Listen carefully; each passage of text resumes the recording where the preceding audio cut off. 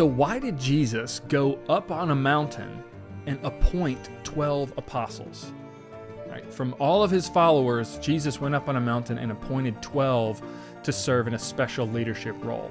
You can read about it in Mark chapter 3, verses 7 through 21. Now, I don't want to get ahead of ourselves here, but when Jesus' own family heard about this, they thought he was crazy. I mean, this is a big deal. So, let's read and then let's investigate.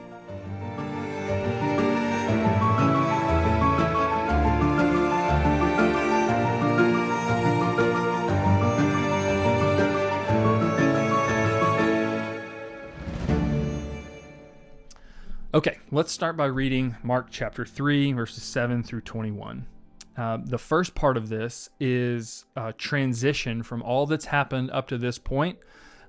Jesus is now moving further into his ministry and things are really heating up. And the second part is about him choosing the apostles. So 2 parts to this. Verse 7. Jesus withdrew with his disciples to the sea, and a great crowd followed. From Galilee and Judea and Jerusalem and Idumea, and from beyond the Jordan, and from around Tyre and Sidon. When the great crowd heard all that he was doing, they came to him. And he told his disciples to have a boat ready for him because of the crowd, lest they crush him. For he had healed so many, so that all who had diseases pressed in around him to touch him. And whenever the unclean spirits saw him, they fell down before him and cried out, "You are the Son of God." And he strictly ordered them not to make him known. And he went up on the mountain and called to him those whom he desired, and they came to him. And he appointed 12, whom he also named apostles, so that they might be with him, and he might send them out to preach and have authority to cast out demons. He appointed the 12, Simon, to whom he gave the name Peter, James, the son of Zebedee, and John, the brother of James, to whom he gave the name Boanerges, that is, sons of thunder, Andrew and Philip, and Bartholomew, and Matthew, and Thomas, and James, the son of Alphaeus, and Thaddeus, and Simon the Zealot, and Judas Iscariot, who betrayed him.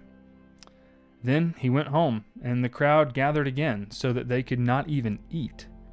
And when his family heard it, they went out and seized him, for they were saying, "He is out of his mind." So things really are heating up around Jesus, but the main focus of this episode is, why did Jesus go up on a mountain? And among all of his followers, did he appoint 12 specifically to go out and do what he had been doing? That is, preaching in the villages, healing, and casting out demons. Well, let's start with the mountain part. So mountains, throughout all of the Hebrew Bible, mountains are the places where God met his people. There's significant stories.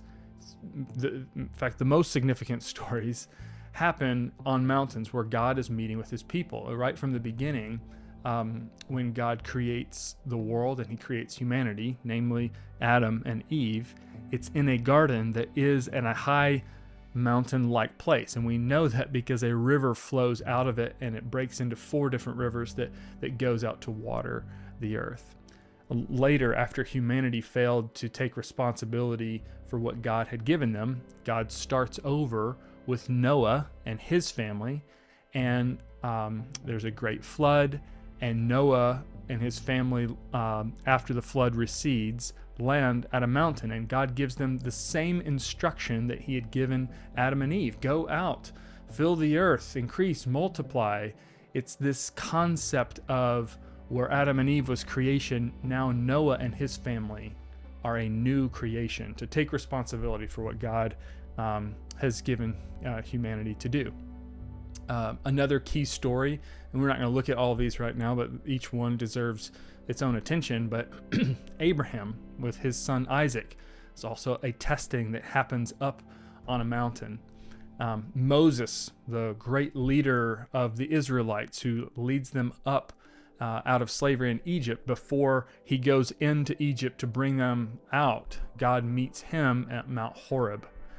After they come up out of slavery, Israel the nation of Israel meets with God at Mount Sinai, and they become this new creation. God gives them responsibility to be his kingdom of priests. Again, Moses and Israel meet God at Mount Pisgah. Again, it's this concept of before you go into the land, the promised land that I'm giving you, some reminders that you are to be a new creation. So Jesus going up on a mountain is actually pretty significant because like God meets with humans and gives them responsibility, so Jesus is meeting with these 12 and giving them responsibility. So Jesus is actually making a big claim about himself. He's at least insinuating that claim, and that's part of why his family thought he was crazy. So that's the mountain part, but what's the 12 part?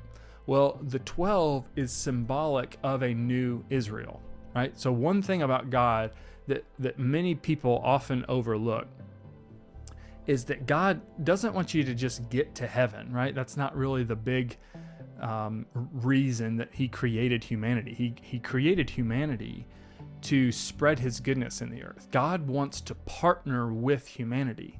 So God chose Adam and Eve, and he said, I want you to bear my image. I want you to represent me. I want you to rule over the earth. I want you to subdue the chaos in the earth. Take this goodness of this beautiful garden that I've created and take that out into the world, rule it. And when they failed to do that, God starts over and he says the same thing to Noah. Bear my image, rule over, right? That's what I want humanity to do, spread my goodness in this earth. And when humanity failed to do that, God's strategy changed. And God chose one new man, Abraham. He chose one from the many peoples of the earth in order to bless him. You can read about it in Genesis chapter 12, verses 1 through 4. God makes this great promise to Abraham, and he gives him the opportunity to partner with him. God says to Abraham, he says, listen, if you will follow me, if you'll obey my commands, I will bless you, and I will make your name great, and I will make your family great, and your family's going to be so huge, and all peoples will be blessed through you. I will bless you, Abraham, and your family, and then your family will bless the rest of the earth, right? And without getting too deep into all of this, God repeats this pattern of choosing one from the many. He repeated this not just with Abraham, but also with Moses, choosing one from the many. He repeated this with Israel, which were the 12 tribes of Jacob, right? So if you're not familiar with the patriarchy of Israel, there's Abraham, Isaac, and Jacob, who God renamed Israel, and Jacob had 12 sons, and those 12 sons became the 12 tribes of Israel. So where God started by choosing one to bless the many, he increased them to 12 tribes in order that those 12 tribes might go out and bless the many.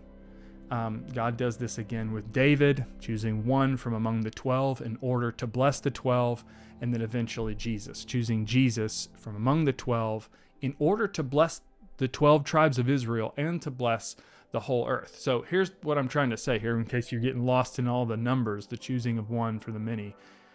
Like God, the Father, chose the 12 tribes of Israel from among the many in order to bless the many, the multitudes of the earth. So Jesus chose 12 apostles from among the 12 tribes of Israel in order to bless all of the 12 tribes of Israel and the many peoples of the earth. Does that make sense? So Jesus going up on a mountain is kind of like putting himself in the place of God, choosing the 12 from the many. It's signaling his divine authority to establish a new creation. Moses talks about this prophet that was going to come after him. Moses was the great leader of Israel, and Moses says, even in light of all that I have done, there is going to be one who comes after me. It's in Deuteronomy chapter 18, verse 15. Let me just read it real quick.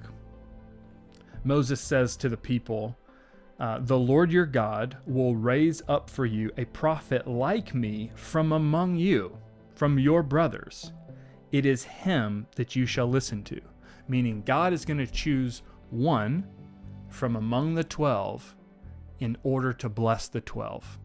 God's going to choose one from among the 12 tribes of Israel in order to bless the 12 tribes of Israel, so that the 12 tribes of Israel can go out and bless the whole earth. Does that make sense? It's this concept of new creation. And Jesus is signaling by going up on the mountain, I am that prophet that Moses spoke about. And I am here to choose these 12 apostles from among the 12 tribes of Israel so they can bless the 12 tribes of Israel and then go out and bless the whole of humanity. And if you look at history, that's exactly what's happened. I mean, look at what the blessing of God choosing these 12 who started a movement, who have had such a huge impact on the world that now over a third of the world's 8 billion population claim to follow Jesus. And so this is a pretty significant moment. Jesus is foreshadowing some things to come, some things that get affirmed and become even more clear later. But what's key for us to notice is that while Jesus is doing this, a storm is brewing around him. Many are starting to form really strong opinions about Jesus. The religious leaders are pressing in against him. Many are forming alliances against Jesus. And Jesus' own family sees what he's doing, sees what happened with these religious leaders, and his family says, this is too much for us. We think he's crazy. But Jesus' response to all of this is just so amazing. And we're going to talk about all of that in some upcoming episodes. Until then, if you'd like to talk more about Jesus, and I know you're wrestling with making an informed decision about him, or you know someone who is wrestling with that and you want to help them, I'd love to talk with you more about it. You can go to investigatejesus.com and schedule a free call there. I'd love to talk with you more about Jesus and help you with what you're thinking. Until then, see you in the next episode.